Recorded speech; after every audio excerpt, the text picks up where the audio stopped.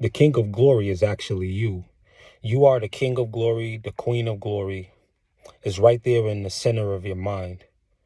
Now, you have a psalm that talks about a rejoicing that takes place when people say, let's go to the house of the Lord. Let's go to the Lord's temple. Now, you understand the Lord's temple being the human body explained by the Christ in the scriptures. So when you go within, when you enter yourself, your whole being celebrates. Your whole being has a big celebration because your consciousness, that's what's referred to as the king/queen of glory. It is responsible for glory because it becomes aware of that glory. You can't experience a glory that you're not aware of.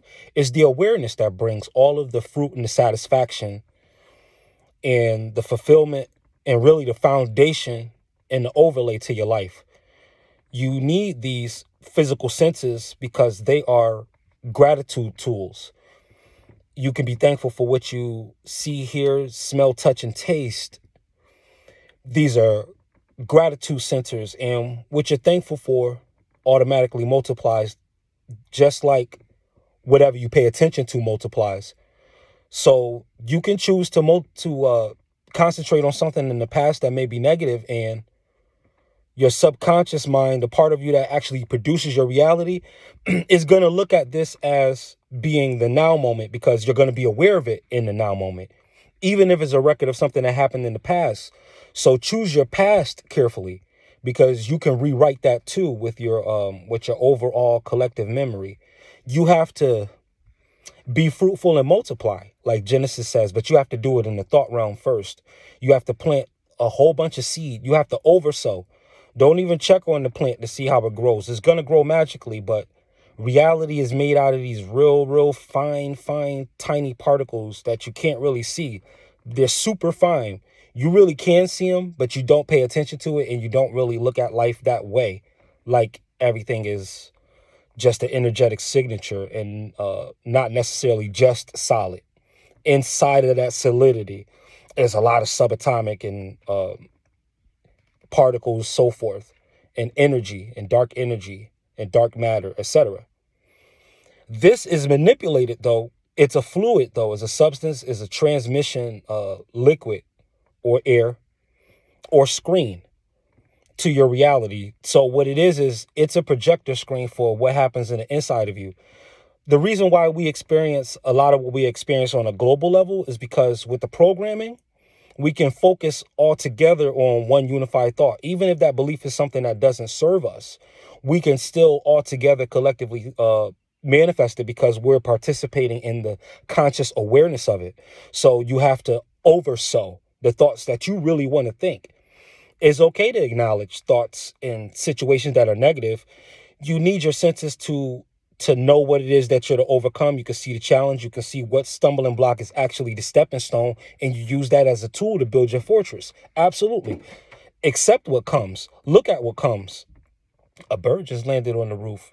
It tapped on the roof. So higher things will come from the crown. It'll come into the crown, like so, like the bird that just is now coming in to check out the video with us. That's cool. Oversow, because as you can see, nature responds to it, and nature is not capable of being swayed by public opinion, but yet they can feel the vibration of something that is divine, something that's godly. Look past the skin. I'm not saying that I'm anything more than human, but this message that I'm delivering you makes me more than human. Just like when you receive it, it makes you more than human too, because these are universal cosmic laws. You can find them in any writing. You can find them anywhere. If you have senses for the truth, if your senses are discerned to look for it, it's like see car, my car. You know what I mean? That game where a white car, black car, black car, whatever car you're looking for, that's the car that's gonna come. And the same thing goes with everything. You can say you're broke all you want. It's gonna attract that though as the now moment, even if you talk about how you used to be broke. If that is the more dominant thought, then you feeling the nowness of being rich, then you'll continue to be broke. The same thing with health, the same thing with everything. So really pay attention to the thoughts that you are to oversow and overwater and overplant and shine your light on. These thoughts have to be oversown. Don't oversow the discrepancy between where you are and where you want to be, because that will continue to be now. Because in here it's now. So all around you, it will be now, because that's what you're actually looking for by putting your conscious awareness on it. If it's going to dominate the opposite thought. So the opposite thought that you want to oversow in these instances is, man, the feeling of being rich. I could just step out in the morning with my bathrobe. I could go for a morning swim. I could have some champagne on the side when I get out of the water. I can have a nice Mediterranean breakfast on a lapis lazuli marbled countertop. I can walk through the foyer on split level tiers. I can have an all black alpaca floored living room with matching black wraparound mink or chinchilla sofas. I can just see stepping out on the wraparound panoramic terrace that overlooks 360 degrees, almost like a peninsula altogether, like a delta of nothing but blue screensaver ocean water, tropical multicolored fish. I can just smell the ocean breeze and the 80-degree. You have to do this to the point where that's oversown, and you can't do that unless you include all of your physical senses in your imagination. So in your imagination, you got to feel that 80-degree weather, that 85-degree weather. You in the physical, in the mental realm, you have to taste that salt water, that ocean breeze, that shellfish, whatever it is you get down with. You have to taste all of that too. You have to smell all of that too, along with seeing it and hearing it and feeling it, to the point where you get your emotions in that center and you can hold it. And that way, even when you're dealing with the life around you, you can step out of that imagination and take that vibration, that feeling, those senses there into your life. So you can be washing the dishes, still thinking about it. You could be changing your baby's diaper, still thinking about it. You could be studying for a paper, still thinking about it. You're studying for the paper in the surrounding of your beach, in the surrounding of your dream home. If you got to go to the store all of a sudden, you deep in meditation, take your meditation to the store. Now, instead of just sitting in your mansion, now you're driving down the half-mile long cobblestone petrified purple driveway down to the gates that open up with your family name's emblem on them. Those gates swing open. Now you're driving to the store. You bring your meditation with you, so that is a living meditation. And what you'll do is you'll start changing everything around you, even on levels that you don't understand.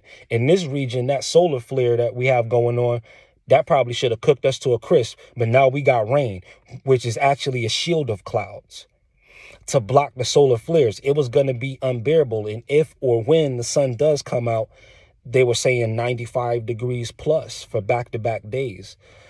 Technically, that could have started yesterday, but we had a cloud come, and the sun beneath it was definitely hot enough to cause that, because anytime it did peek out from beneath cloud cover, it caused an almost unbearable level of heat. But see, you'll get relief if your vibration is on relief, even if the subject is not connected to the other thing.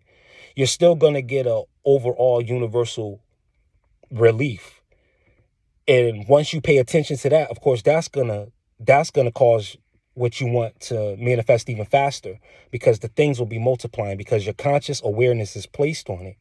So again, oversow, overplant, plant to the maximum, plant until you start to feel different, until you start to feel lighter, until your regular blah blah zero state, until your zero state is on a higher tone, a higher key, a higher pitch. And that will happen, because that's the results of you continuing to raise your vibration as high as you can and hold it. But you got to be having something to aim for. It doesn't matter whether or not you believe it. You have to train your senses to hold it. The believing happens on its own. Your job is just to plant the thought over and over and over and over and multiply it. The belief will happen. See, the problem is we try to believe without doing the mental work and without doing the real work that's involved in creating a belief. We have to make belief, just like children. Just like children make believe, we have to make belief happen. Belief just doesn't happen. You can't just believe.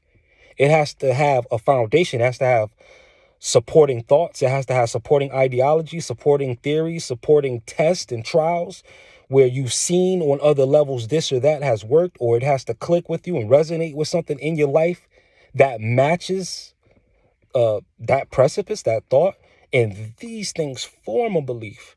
And then you believe long enough or strong enough, then you just know. It's not even a thought anymore. It's just regular. You're getting the feedback loop now, so you don't have to put the work in because you're paying attention now to your outside world, which is reflecting what you sown on your inside world. And now the feedback loop works itself, and you're on the other side of Paradise's gates, on the inside, looking out. We welcome you at all times and all places to enter in.